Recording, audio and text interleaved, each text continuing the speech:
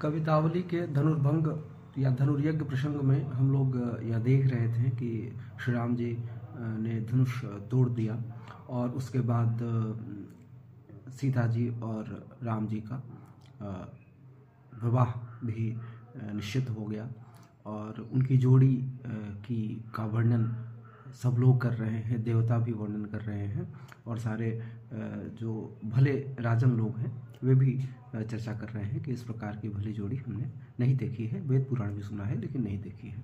अब आगे, बानी विधि गौरी हर शेषम गणेश कही, सही भरी लोमस भूसुंडी बहुबारिशो, चारिदस भुवन निहारी नर नारी सब, नारद सो परदा न नारदु सो पारिखो, तिन्ह कही जग में जगमगति जोरी एक, दूजो को कहैया औ सुनैया चश चारिखो, रमा रमा रमन सुजान हनुमान कही, सियसी न तीय न पुरुष राम सारिखो।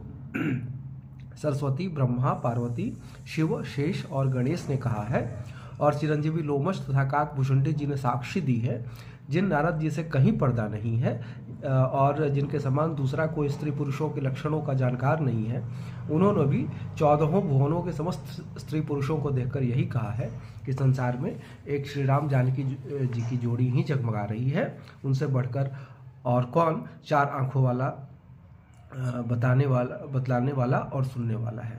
स्वयं लक्ष्मी और श्रीमन रामायण जी तथा तत्वज्ञ हनुमान जी ने भी कहा है कि जानकी जी के समान स्त्री और श्री राम जी के समान पुरुष नहीं है।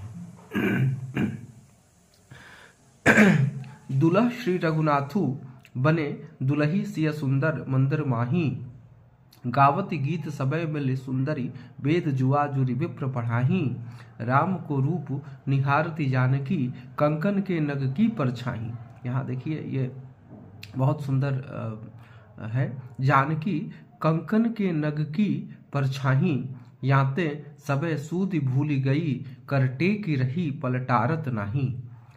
यानी सुंदर राजमहल में श्री रामचंद्र जी दुल्हा और श्री जानकी जी दुल्हन बनी हुई हैं।